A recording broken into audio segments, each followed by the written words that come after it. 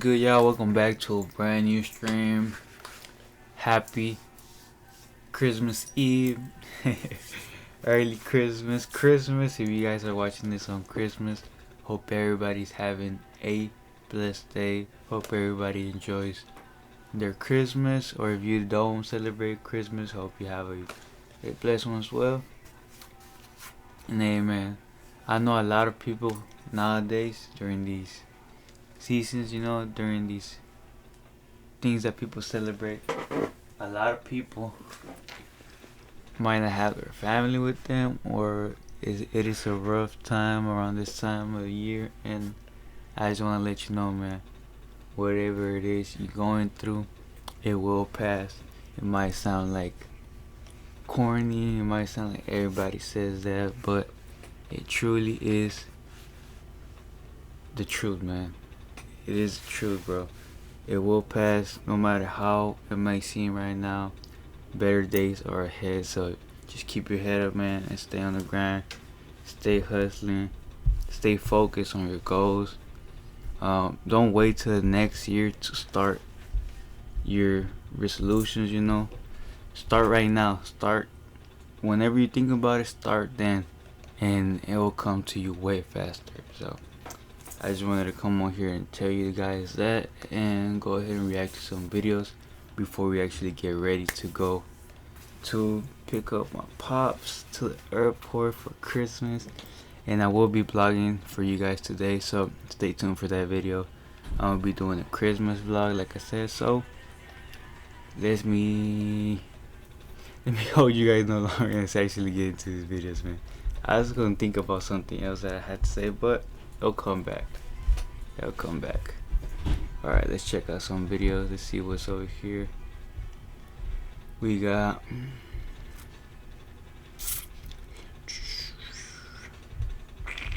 car shopping there. I already got some videos pulled up, so let's watch those. Let's watch those videos, y'all.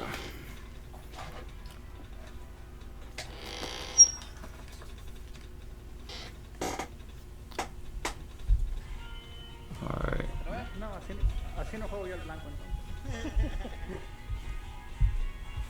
Alright, this video is called Trap a Lot, the rapper who made millions moving illegal immigrants.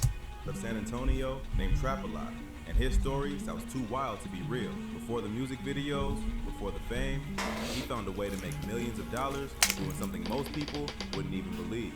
While his name was blowing up online, behind the scenes, he was living a dangerous double life, using his rap career as a front for an operation that crossed lines most wouldn't dare to cross. Nobody knew what was really going on, not his fans, not the streets.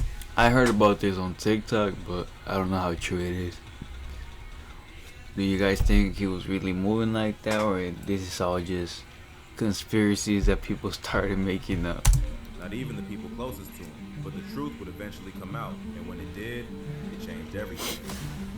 I mean, he did go to jail or prison. I don't know what it was, but I don't know if it was for this. The untold story of Trap a Lot, the San Antonio rapper who turned his come up into $1 million empire and paid the ultimate price for it.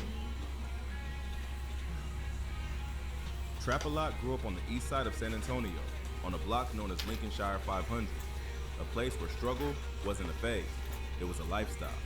His mom worked long hours just to keep food on the table, and his father was locked up in federal prison, leaving Trap a Lot and his brother home alone with his Mexican grandmother most of the time. They spend their days hanging with the older neighborhood kids who are already smoking weed, fighting, and flirting with trouble. It didn't take long before Trap a Lot got pulled into it. Bro, this is what I be talking about. Like, shit, whatever you grow up around, that's what you see as normal. You don't even know that what you're doing is crazy, because I seen this happen a lot of times, man. I seen a lot of things that, now I realize we're not that normal, but we're normal to us as kids. Time he was 10, he'd already caught his first high, coming home smelling like smoke while his mom tried to hold it together. She knew she had to pull her sons out of that life, so she did what any mother would do. He turned to hope. He signed them up for soccer, hoping it would keep them busy and off the block. For a while, it worked. Damn.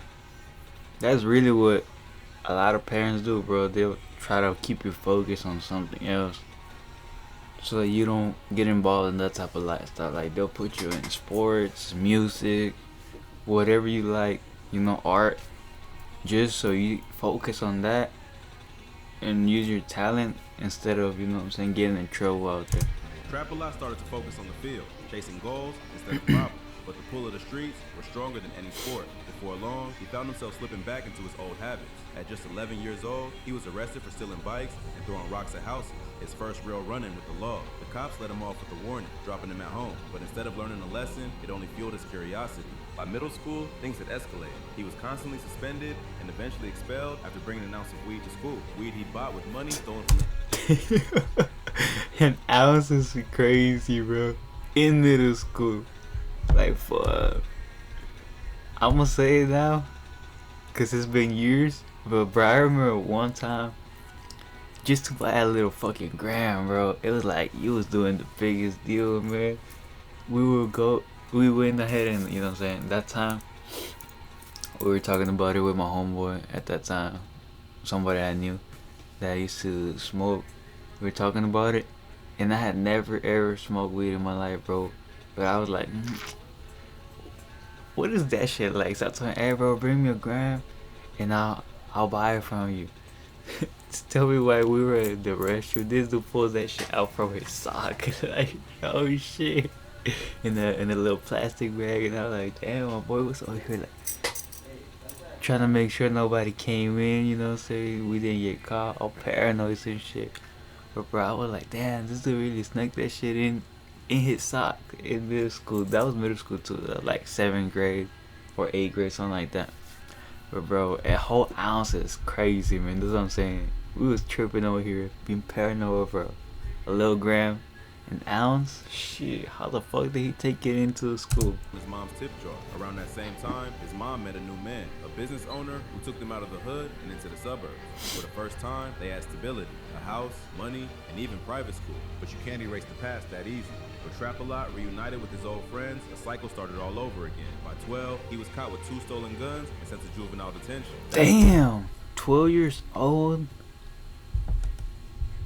getting caught with 2 fucking guns is kind of crazy. I'm not gonna lie. I mean, I know kids who have, you know what I'm saying, done crazy shit, who also, like, you know what I'm saying, was having guns like 8, 10 years old. But bro, that was in Mexico, not here.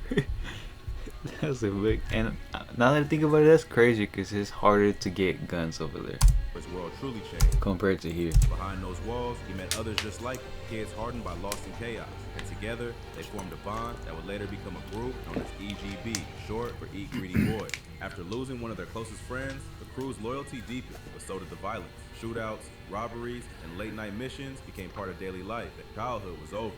Surrounded by loss, violence, and betrayal, Trap-a-lot was forced to grow up fast, adapting to a world that only knew 2 outcomes: get money or get buried. Surrounded by the chaos of street life, Trap-a-lot began to find a new kind of inspiration: music. The streets had shaped his mindset, but artists like Lil Mouse, a young Chicago rapper who blew up at a young age, showed him there was another way to tell his story. Trap-a-lot saw himself in that, a kid from the struggle, trying to make something out of nothing. By 2020, he was still knee-deep in the game, hustling, selling weed, and robbing just to survive. But the idea of making music kept pulling at him. One night, out of boredom and curiosity, he and a few friends decided to record a track at a buddy's house using a cheap home setup. It wasn't planned or polished, but when they played... Bro, the most popular song that I feel like he has, or that got famous popping first, was the one that goes like SRT or something like that, bro. That's the only song I think that I know from him. That's how I found out about him, or even know about him. It back. Cause it was all over TikTok, Instagram, everywhere, bro. Everyone in the room knew it had something special. The energy, the rawness, it was real. On the spot, they decided to shoot a music video that same day. They uploaded it online, not expecting much, but within days, the numbers started climbing. Thousands of views turned into tens of thousands. And just like that, Trap-a-lot had people talking. The buzz was real. Bro, once he saw those numbers, I know he was hooked, man. He felt that fucking dopamine rush and was like, nah, I gotta keep on doing this, bro. His DM started filling up. Got addicted to the fucking likes and comments, the attention, you know, the views. His followers rolled in, and his name began spreading past San Antonio. Friends and fans pushed him to keep going, to take music seriously. Then came his breakout hit, SRT. The track exploded overnight, pulling... What I told you guys, what I fucking told you guys. That's his most popular song. Or the one that got him out there. That's how I found out about him. Seriously. Then came his breakout hit, SRT. The track exploded overnight, pulling in massive views and giving him real recognition in the underground scene. For the first time, Trap-A-Lot wasn't just a street kid. He was an artist with a story. His life was changing fast. His name was buzzing, and fame was finally within reach. But just as things were starting to take off, he began to pull back. The streets weren't done with him yet. By the time Trap-A-Lot's music started blowing up, he was living a double life. On one side, he was a rising star from San Antonio. His name buzzing, his songs pulling in views, fans starting to take notice. But behind the fame, he was still knee-deep in the streets. Bro, what y'all don't know is a lot of, I guess you can call it street dudes, do that shit to get popping in the hood or in their area and then use that fame, like he's saying, to, you know what I'm saying, use that business, get some business. Like, bro, I'm pretty sure Money Man talked about this, how he would make music not really to make money off music, but to help him get out there in his area and then start selling more weed and shit. Like, that got him popping. Now his name is out there, so now he has way more customers, way more people buying. So he's making more money off of that than the music. Chasing money the fastest. But he's using the music to promote himself. Way. Selling weed and hitting licks wasn't cutting it anymore. He wanted real money. And in South Texas, there was one underground business that could provide exactly that. The business of moving illegal immigrants was booming. All along the border, people were paying anywhere from $5,000 to $10,000 per person to be smuggled into the U.S. Cartels controlled the routes, and drivers, often young men from small towns or the city, were paid to pick up migrants from stash houses near the border and transport them to nearby cities like San Antonio, Austin, or Houston. It was quick, dangerous, and extremely profitable. That's when one of Trap-A-Lot's friends introduced him to the game. At first, it sounded unreal. A short drive, a fat stack of cash, no drugs, no weapons, just people. But once he realized how much money could be made, he dove in head first. Trap-A-Lot made contact with the cartel connection, and suddenly, he was no longer playing small. He started organizing the trips, coordinating drivers, and taking a bigger cut. The cash started pouring in, thousands turning into tens of thousands, then hundreds. But even that wasn't enough. Trap-A-Lot knew driving personally was risky.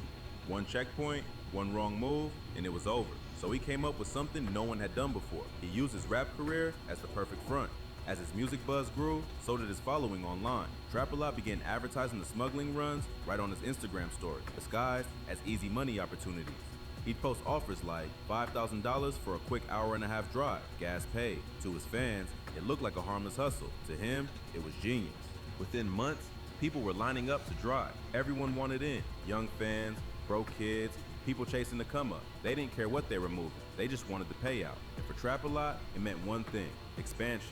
Before long, he had built a quiet empire. Trucks and drivers running daily. Shit, that was the smartest thing he could have done, bro. Instead of going out there himself and driving, he was getting the people connected to, you know what I'm saying, the routes, and then getting paid for them doing the drive.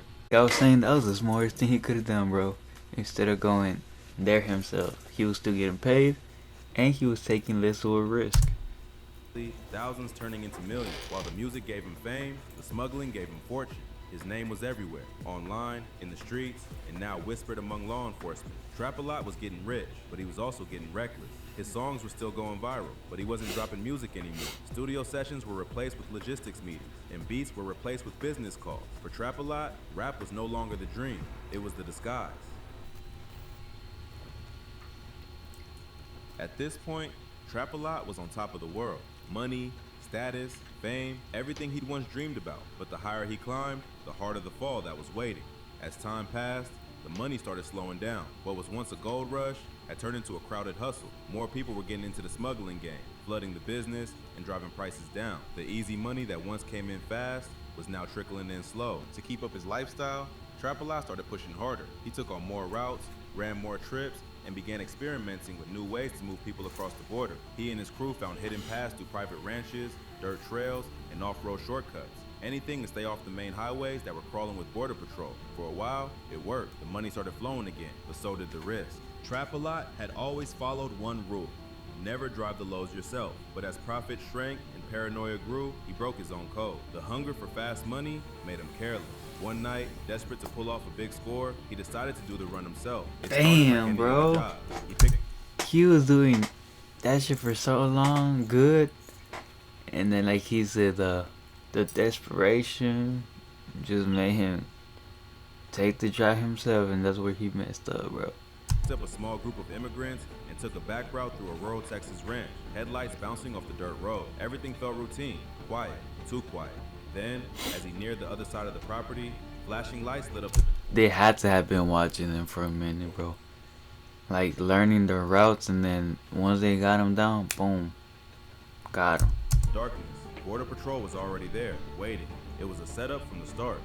In seconds, everything he built came crashing down. The money, the empire, the illusion of control, gone. Trap-A-Lot was arrested on federal smuggling charges. His operation dismantled overnight. The fame, the music, the millions, all of it disappeared. For the first time, Trap-A-Lot had nothing. No crew, no cash, no freedom. Just the weight of every choice that brought him there. After his arrest, Trap-A-Lot spent a little over a year behind bars. Time that forced him to slow down and face everything he had been running from. Locked in a cell, away from the streets and the noise, he started to find peace in the one thing that had always kept him grounded: music. Even while incarcerated, he managed to release songs. We need to react to some of his music right now. See what he has dropped. Voice echoing through prison phones and studio connections on the outside. The world hadn't forgotten about him. If anything, his name carried more weight now than ever. When he finally walked out of those federal gates on probation, Trap-A-Lot was hungry for a fresh start. This time, he swore he'd leave the fast life behind and focus on his true gift. He poured himself into music, dropping videos, reconnecting with fans, and trying to rebuild the career he once threw away for quick money. For a while, it looked like he was really changing. But freedom comes with temptation, and old habits die hard. Nah, don't tell me he started doing it again. Just as things began to pick up again, Trap-A-Lot found himself back in federal custody after violating his probation. The streets had taken him once again, pulling him right back into the cycle he promised to escape. Damn, bro. Trap-A-Lot had... Fuck, man. That's one thing that I was talking with someone the other day about, how a lot of people, they'll go in for a little minute or years, get out, and it's hard for them to stay outside, you know, stay in freedom. So they'll go right back in. At it all. We just got a chill fit. As y'all can see, we finna be rocking a hoodie. Boom. Look at that. We're gonna be rocking that hoodie, like I said, for right now. And we actually got two outfits that we're gonna be rocking. We got a ugly sweater outfit, and we got a regular outfit for the dinner tonight. But yeah, let's continue with this video. The money, the respect. But in the end, the same hustle that made him a millionaire was the one that took it all away. From the east side of San Antonio to federal prison, his story shows how fast success can turn into survival. Yo, what's good? ZF, what's good, Z? Appreciate the follow, man. Because when you build it, yo, can you react to the first?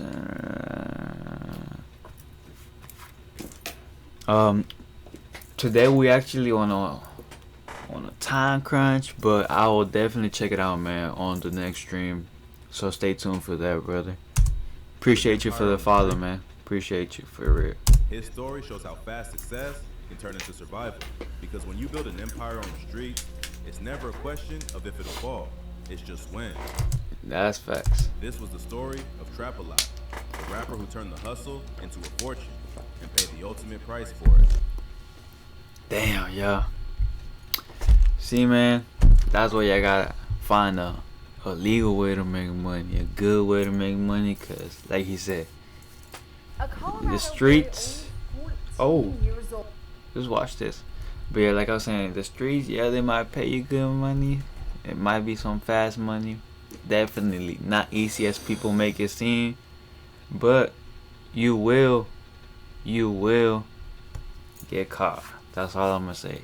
It just, like he said, it's just a matter of when. You might take 5, 10 years, 20 years. But eventually, if you do not find a way to make that money clean or find a legal way, yeah, it'll catch up to you, man. But yeah, hope you enjoyed this video. Let's go ahead and move on to the next one.